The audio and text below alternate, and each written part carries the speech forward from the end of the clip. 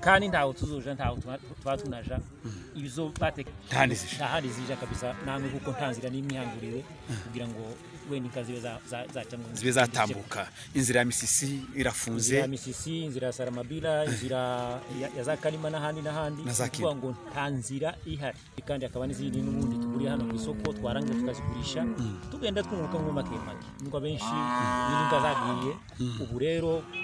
buke abantu bagenda bazisingirizanya buke kugira ngo twongere turebe ko tuzosa kandi twongera tukabona icororo kandi cinka. Bahaye ikaze inshuti bavandimwe abadutegera hano kuri radio yacu Imuhera Studio, aho turi hano ni mu gatanu aho isoko nkuru ya Minembwe iteranira ku musozi wa Kiziba. Ndabona akarere gasa nagahinduye ariko none turi kumwe n'umucuruzi umwe wacuruje igihe kirekire iminsi myinshi acuriza ahantu henshi yatandukanye ariko nanone uwo murimo wiwe akaba ukomeje n'ubu nyine. None hano turabona inkarikeya n'abantu ndetse n'inkeya paraporo n'ikundu iyi soko yaturagiremo ngira ngo nibyo isoko yararimaga yari soko nini yaremaga mwinka nyinshi amajana n'amajana ariko none witegereje wosanga inkarinkeya cyane ari inka zigera kuri 20 30 40 50 ntituzi impamvu. None wewe ubivuga wiki ni kuberiki inka zirema arike impamvu ntayindi murayizi namwe nubwo mubaje gucyo impamvu ni intambara yabaye kuvuga ngo inka zarashize abafureba barazijanye zose abafureba barazijanye ubu harimo inka nkeya gucyo muhamubona ariko nanone isoko irakomeje nubwo inka nkeya ariko nanone maracazigura mu kazicuruza rwose kabisa isoko irakomeje n'ubu ngubu ntabwo yigeze ihagarara kubera kuko n'ubundi n'izindi activité zitigeze zihagarara habe nabuke imirimo yose yarakozwe abahinga barahinze abubaka barubatse nta muri muntu umwe yigeze uhagarara nubwo intambara zabaye. None izi nka zirema nkeya mwebwe mucuruza gute n'ugute mucuruza izi nka noneho zirema nkeya gutya ni kuvuga ngo zigugwa uko ziri inka zigugwa uko ziri ni kuvuga ngo n'ubundi nitwe twenyine tuzigurira na twenyine noneho nje nkayigura nkahereza mugenzi wanje nunde akayigura akahereza mugenzi wiwe ni kuvuga ngo nitwebwe gusa hano gusa twenyine ntahandi zija kabisa namwe kuko ntanzira n'imyangurire kugira ngo wenda inka zibe zatambuka inzira ya Misisi irafunze inzira ya Misisi inzira ya Saramabila inzira ya za Kalima n'ahandi kuvuga ngo ntanzira ihari gusa nitwe twenyine tuzigurira na twenyine ni mwe mwenyine muzigurira mwenye kuko urabizi kuko abenshi n'inka zagiye ubu rero ni buke abantu bagenda bazisingirizanya buke kugira ngo twongere turebe ko tuzosa kandi twongera tukabona icororo kandi cinka zikagera ku bantu bose. Ariko nanone kugira ngo muzigure mugenda muja mu mihana kugira ngo muzigurire mu mihana murangiza muzizana muzigurisha hano yego hari zo tugura mu mihana ubundi kandi akaba n'izindi n'ubundi tuguriye hano ku isoko twarangiza tukazigurisha tugenda twunguka mu makemake ni kuvuga ngo ya nyungu twabonaga kera ya kure iyo nyungu ntigihari ubu ngubu hari inyungu ngufi cyane nkeya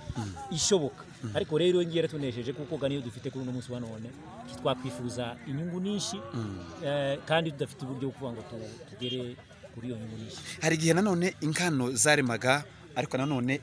mukabura n'abazigura mwashaka n'abazigura mukababura mu myaka yashize intambara zija gutangira bucya gihe mwabikoraga gute?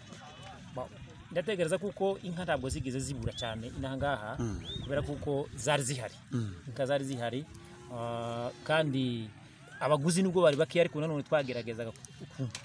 ko kuzigurira na twenyine kugira ngo nanone nyine turebe kuko zagenda bamwe nkeya none hari gihe ino ndabona mu Minembwe hege kimwe mwagezaho inka zirema ari nk'inka 50 60 70 kibura si ijana ariko nanone akagugwa inkimwe yamara kugugwa akaba ari ibago izo byarabaye nabyo yego izo zarabaye izo periode turasa naho ngubu tusa naho tumaze kuzivamwo kubera kuko abantu barasa naho bamaze kugira ikizere kuko ejo hazoza wenda tuzongera tugasaba kandi tugatunga cyoge cyarabaye zarazaga zikarema hanyuma kizigu hakagumwe cyangwa zibiri zikabagwa ni kuvuga ngo abantu bari basa naho bataragira ikizere ariko kuri none dufite ikizere kuko nubundi tuzosura kandi twongera tugatunga kandi ntaho tuzoja ntaho twatunaja ibizo batekerezaga wenda kuko wenda bitazakunda zarabananiye ni kuvuga ngo ubu ngubu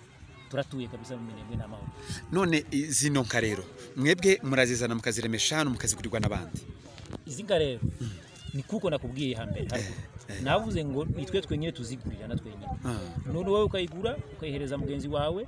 gucyo nukuvuga ngo ntawuzisha ni hano muri Minembwe gusa ariko hano igiye kure nukuvuga ngo irasha mu Minembwe kandi aho nako mu Bikenke niho ibigiye kandi naho ni hafi hano urumva hose nico kimwe na Minembwe Bikenke na Minembwe nico kimwe ariko nanone aho hariho abacuruzi bamwe tugenda twumva amakuru hirya no hino bavuga yuko bagura inka muri Minembwe barangiza bakazijana ukasanga bazigeranye iriya kundondo aba nabo ngira ngo bashobora kuboneka ino muri Minembwe birashoboka kuko wenda harabo zisumbikana kugenda bakaja kundondo ariko si benshi cyane mu buryo bushoboka bano banyamikenke rero iyo bamaze kuzigura hano bakazizamukana iri iwabo ibo bazigurirwa n'abandi abo mu Mikenke urumva rero jewe sinamenye nimba baza bazigurirwa n'abandi nabo wenda nimba birashoboka ko baza bazigurirwa bonyine kuri bonyine cyangwa se wenda bafite wenda hose ariko ndatekereza ko ntaho wenda kabari ku ndondo wenda naho inzira zipfura urenge zirasa naho zarangiye naho zipfuye none watubwira nanone nyine kwira ngo tuje gusoza ikiganiro cyacu buno bucuruzi bukorerwa hano mu Minembwe butandukanye gute n'ubwa Misisi na za Kalima na hanze tibihuye kabisa urumva se ubucuruzi